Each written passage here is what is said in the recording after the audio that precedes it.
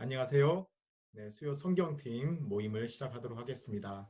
오늘은 제가 이낙구 목사님을 대신해서 느헤미야 말씀을 가지고 함께 나누고자 합니다.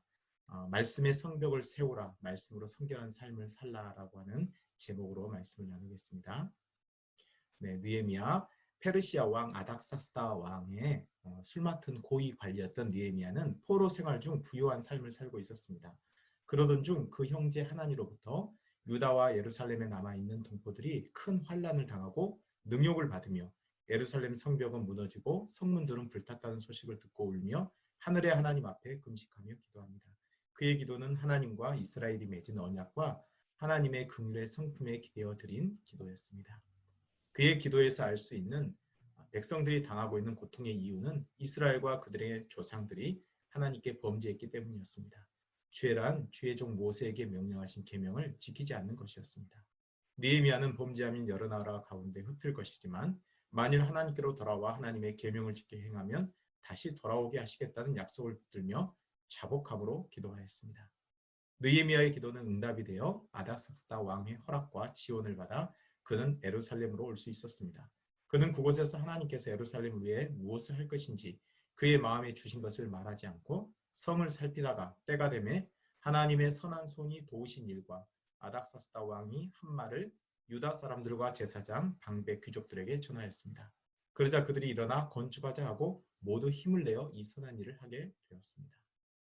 그러나 항상 하나님의 역사가 일어나는 곳에는 원수들의 방해와 공격이 있었는데 그들은 사마리아의 총독이었던 산발락과 그의 종이었던 암몬 사람 도비아와 아라비아 사람 게셈이 있었습니다.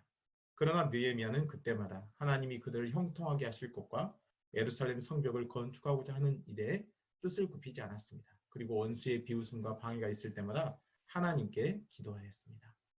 예루살렘 성벽을 건축하는 일에는 대제사장 엘리야시부터 모든 자손들이 참여하여 자신들이 분담해야 할 공사들을 해냈습니다. 하나님의 역사가 아닐 수 없습니다.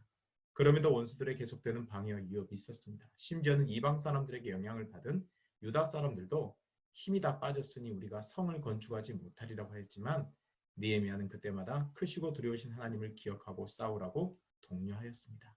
이처럼 많은 공격에도 하나님이 원수들의 꾀를 피하셨고 느헤미야의 지혜와 지도력이 빛을 발하여 마침내 성경 역사가 52일 만에 마치게 되매 그들 주위의 모든 대적들과 이방 족속들이 이를 듣고 다 두려워하여 크게 낙담하였는데 이는 하나님께서 이 역사를 이루신 것을 알았기 때문이었습니다. 네, 느헤미야가 주는 메시지인데요. 예루살렘의 성벽 제거는 오늘날 우리에게 어떤 의미가 있나요? 네, 성벽은 일반적으로 사람들을 보호 그리고 안정시키는 기능을 합니다. 당시 예루살렘 성벽이 하나님의 백성을 보호하고 안정시켰다면 오늘날 우리 성도들을 지키는 영적 성벽은 무엇일까요? 네, 그것은 말씀입니다. 우리 안에 말씀이 없고 그 말씀을 실천한 삶이 없다면 우리 삶에는 말씀의 성벽이 무너져 있는 위험한 상황입니다. 그렇다면 말씀이 없음으로 무너져 있는 내 삶의 부분은 어떤 것이 있을까요? 첫째는 물질적인 부분이 있겠죠. 물질을 하나님보다 우선시하고 더 의지하는 삶을 살고 있다면 말씀의 성벽이 무너진 것입니다. 둘째로는 음행입니다. 음행은 세상을 하나님보다 더 사랑하는 영적 간음과 마음으로 육체적으로 저지르는 간음일 것입니다.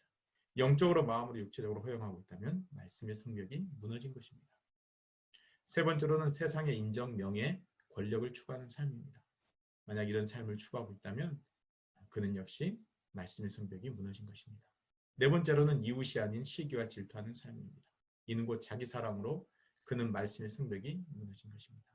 첫 번째부터 네 번째의 모든 삶은 바로 이스라엘 백성이 그랬던 것처럼 하나님을 왕으로 주인으로 인정하지 않았기 때문입니다.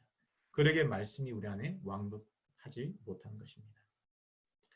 네, 이제 두 번째로 1장에서 7장이 성벽 공사를 끝내고 포로에서 돌아온 사람들의 명단을 기록했다면 8장에서 13절에서는 에스라의 말씀을 통한 영적 개혁 운동과 느헤미야의 성벽 봉헌과 개혁이 나옵니다.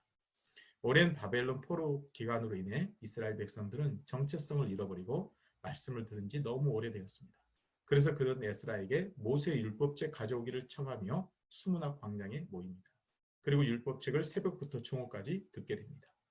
에스라는 첫날부터 끝날까지 날마다 하나님의 율법책을 낭독하고 무리는 절기를 지키고 규례를 따라 성리를 열었는데 그날에 이스라엘 자손이 다 모여 금식하며 모든 이방 사람들과 절규하고 서서 자기의 죄와 조상들의 허물을 자복하였습니다.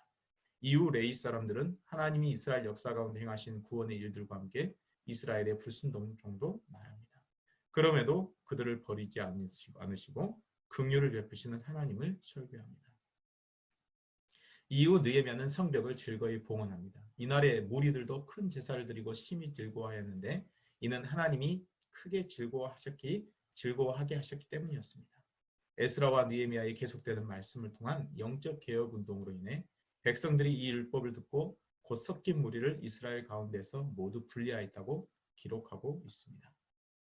느헤미야의 구체적 개혁으로 인해서 개혁이 된 부분은 첫 번째는 제사장 엘리야십이 암몬 사람 도비아를 위해 성전에 내어준 방이 있었는데 이곳은 하나님을 섬기는 자들에게 줄 곡식을 저장하는 장소였으므로 도비아를 내어 쫓았습니다. 두 번째, 레위 사람들이 받을 몫을 주지 아니하므로 그들이 먹고 살 것이 없기 때문에 도망가는데 모든 민장들을 꾸짖고 나서 다시 레위 사람들을 제자리에 세워서 그들이 하나님을 예배하고 또 백성들을 예배할 수 있도록 하였습니다. 세 번째는 안식일을 지키지 않는 관행을 바로잡았습니다. 네 번째는 유다 사람들이 이방인들과 결혼한 것을 바로잡았습니다.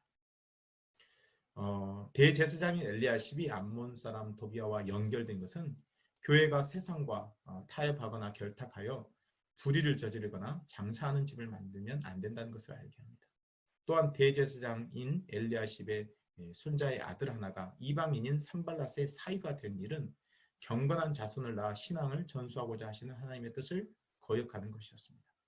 안식일은 자신의 욕심을 또한 위한 날이 아닌 하나님이 행하신 일을 감사하고 찬양하는 날이 되어야 됩니다. 그러기 위해서 느헤미야가 영적 개혁을 한 거죠.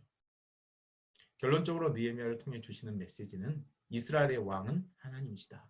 이스라엘의 주인은 하나님이시다. 그러므로 날마다 하나님의 말씀의 성벽을 세움으로 보호하고 세상과 구별된 자로서 말씀을 통해 성결한 삶을 살아야 한다입니다.